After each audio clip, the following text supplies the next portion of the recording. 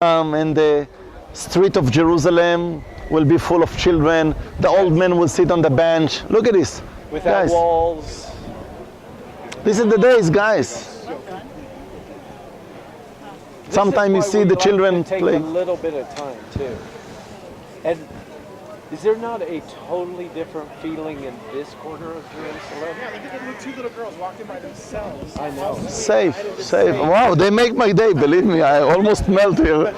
And she had a little Minnie Mouse. Now the old sister brought the young sister from the kindergarten, maybe. Somebody said those were the professional pickpockets. They said they wouldn't have to pick my pocket. I'd give them whatever they want. It's safe, it's safe. Published their back, okay, not their face. Published, it's the most safe place in the world. Look at this. I was in Isn't Walmart. it wonderful we get to stand in its gates? When I first came, this great synagogue here was only an arch because it had been bombed out. And this whole area was like no man's land. And it's been rebuilt and filled with life. And can you not feel the difference between being in this quarter and the first quarter that we were in? And there's nobody has to make it up. There's a whole different spirit, isn't there? And we get to be a part of it. Is this awesome? We've had a fantastic day, and I want to thank Herzl because, you know, several things. At the Pool of Bethesda, how wonderful was that? We had our own little place, and even with the group going through, it was still, man, that's as good as I've ever had it there with all these people here. Then in the Praetorium, God gave us 5 minutes of absolute quietness before the next group came that we got to be on those 10 pavements. So these are special events. I always, when I get a moment like in the Praetorium, I wish I had a bottle that I could just open it up and pour that moment in and say, but you know what, we'll have the memories our entire lifetime. And it's something we'll tell our grandkids. I was at the Praetorium, totally quiet, on the stones, where Jesus would have been. Yeah. All right? And we're not done. We still got great things to do. And you've been fed. So everybody happy? All right. Now we will go to this sign over there to read the story of this beautiful building. So go behind the menorah, overtake the menorah, take a photo of the menorah, look at the building from far because close you will not see nothing, and I will meet you near the sign. Is a person able to go in the synagogue or no?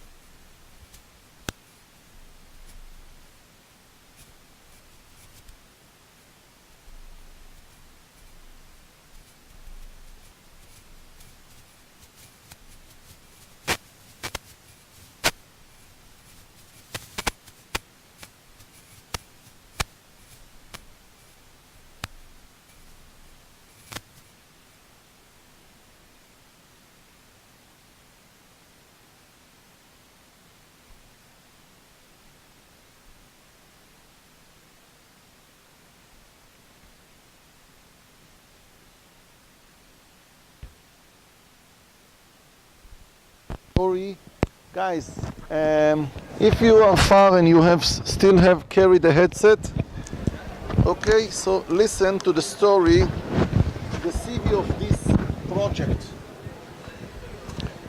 Can you hear on the back? Can you hear me? Can everybody hear? Okay. In 1700, a large group of immigrants led by Rabbi Yehuda, Rabbi Judas the Pious, arrived in Jerusalem. They settled in the Ashkenazi courtyard in the old city just as the synagogue reconstruction had been completed, sinking the community into debt. In 1720, when they could not repay the loans, Arab creditors burned down the synagogue and its courtyard. For over a century, the synagogue lay destitute and has been known since as the ruin of Rabbi Yehuda Hasid. In 1808, hundreds of Vilna Gaon disciples immigrated from the land of Israel. to the land of Israel. In 1936, they secured a permit to rebuild the destroyed courtyard, and in 1864, they dedicated the great Bet Yaakov synagogue, which became the most magnificent, important synagogue in Jerusalem. Shortly before the fall of the Jewish quarter during the War of 1948, the War of Independence, soldiers of the Jordanian Legion blew up the synagogue. The synagogue stood in its state of destruction for 19 years until the liberation of Jerusalem's Old City during the Six-Day War. As a part of the rebuilding efforts in the Jewish quarters, one of the synagogue's monumental arches was reconstructed, becoming a symbol of the renewal of the Jewish quarter. In 2005, construction and restoration of the synagogue began, and it was gloriously dedicated on the first day of the month of Nisan, 5770 or 2010. Would it be inappropriate for us to sing the Jewish song? To see what?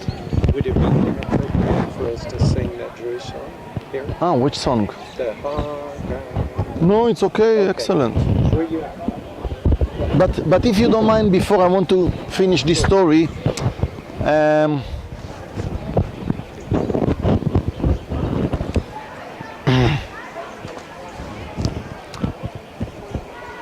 look at this. One synagogue, built 3 times and destroyed 2 times by the Muslim. It's symbol of everything, like many places. And you know what, now is the Muslim, but before was another Muslim, and another Muslim, and after that before was a Crusader, and another Muslim, Crusader again, and another Muslim, and Byzantine, and Hadrianus, and before Titus. Hadrianus, when he was the governor here, do you remember my coin with the palm tree? Hadrianus, he was here in 132 until 135 AD, and he promised to rebuild the temple. The Jewish were so happy, and they had expectation to see the third temple rebuilt. But unfortunately, he built pagan temple with pigs and everything, and the Jews start to fight. And he fight against the Jewish, and he killed 580,000 Jewish in 3 years in Jerusalem and around Jerusalem. A lot, guys. Even today, it's a big number. And we talk about the coins that the Jewish stamp, and he stamped coin like 2 ox plowed the ground of Jerusalem, like flat Jerusalem until the bottom. And one day we found here, by the way, the head or the commander of the Jordanian Legion, when he is the last one that destroyed Jerusalem, the Jordanian soldier, Jordanian army built on the British system. The British built their army. So their West Point was in London. So the Arab officers that time, 46 until 48, 49 and up, they study in England until they build academic of officers in London, in Jordan. So they learn the history of this land. So Muhammad Abdullah Atal, the commander of the Jordanian Legion in 1948, he actually studied the history of this area in London. And he learned who is Hadrianus. And he said, I want to be like Hadrianus. He wrote in his diary, I want to kick them away like 2,000 years, what Hadrianus did. And he blew up everything, destroyed everything. By the way, one day we asked him, after we had peace agreement with Jordan, why you blow up this place?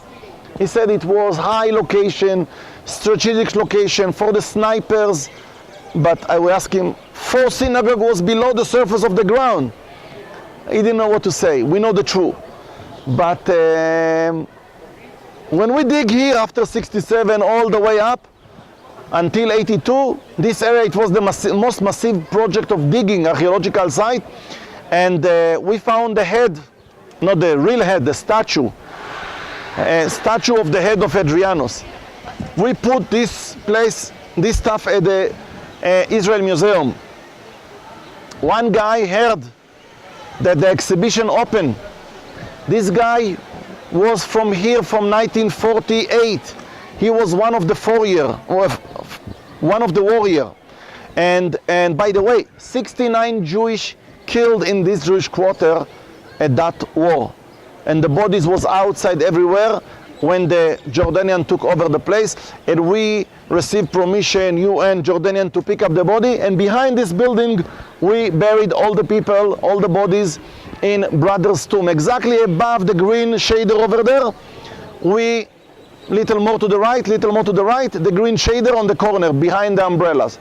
Just 30 meters behind this building, we buried all of them there, and that's all. The people didn't have their own place to go to their family and to cry above the tomb.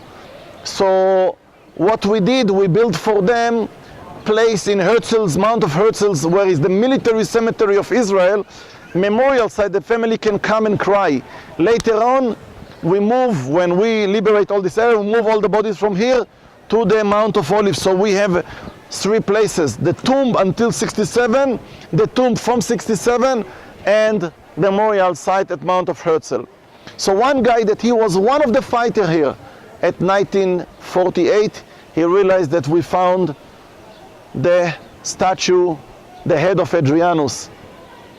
And he know his enemy from 1948 sit on the lap of Hadrianus, ideologic. And he went to the Israel Museum and bought the ticket, came in front of the statue, look at the statue. I don't know how long, guys, 10 minutes, 1 hour, half an hour, I don't know. And he looked at him and said, "Oh, Hadrianus, Hadrianus, look where you are and where we. Look where is the Roman Empire and where is the Jewish nation. Look, look, look, dialogue or monologue. You will decide it." He went home. The following day, he came back again. "Oh, Hadrianus, Hadrianus. Look, look, look." 1 day, 2 days, they stopped to charge him. The people know who is this guy. Nobody interrupt him. He went every day, and a few months later he passed away. He was old, sick, he passed away. So actually this little story can give you example about the Jewish nation. In many souvenir shops I saw t-shirt, many enemy, Babylonian, Greek Empire, Roman Empire, all of them, Persia, all of them. Where are they and where we? They're gone. The next one is the Iranian. I will include it with all the radical Islamic, all the Muslim states that want to destroy Israel. I will put in one line. Look at this. 7 years ago, Arab Spring is not Arab Spring, is winter radical Islamic. Look at this, what's going on? They collapse. Syria was one of the great enemy against Israel in 1948 and 67. Look at this.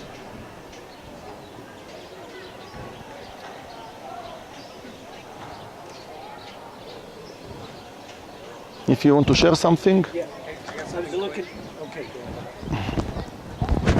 So the rabbi that we just spoke to over there, a couple of us were in his shop earlier, and he's super amazing to talk to. But I thought this was just interesting, you know. When you see the religious folks, if they have the yarmulke religious with the tassels, and then you see the other guys in the all black and white top hats, and so he was explaining to us the difference between the two. And you notice he was a rabbi. He's a rabbi just like the rest with the black and the hats, and except for he's the ultra orthodox wear the black with the big hats, and he's an orthodox rabbi. And so he said theologically there's no difference in what they believe. They all believe the same thing. What's different between the ultra orthodox and the orthodox is philosophy of how you interact with the world, you know. And the other thing that was really interesting, so the ultra orthodox, they want to abstain from things of the world. They want to not use the internet, not watch TV, not expose their kids to evil. And the orthodox they take part in the world to change the world. But the other interesting thing he said to me was that for the Jew or ultra Orthodox or Orthodox, that they don't have a Great Commission.